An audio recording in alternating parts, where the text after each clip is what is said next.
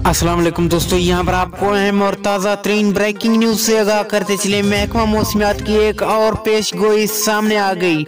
महकमा मौसमियात के मुताबिक आज रात क्या होने वाला है और मौसम इसके बाद कैसा रहेगा, ये दोस्तों मुकम्मल तफसीलात जानते हैं। लेकिन उससे पहले वीडियो को लाइक करके चैनल को सब्सक्राइब और बेल आइकन को बजा दीजिए ताकि इस तरह की खबरों को नोटिफिकेशन आपको बर वक्त और सबसे पहले मिलता रहे।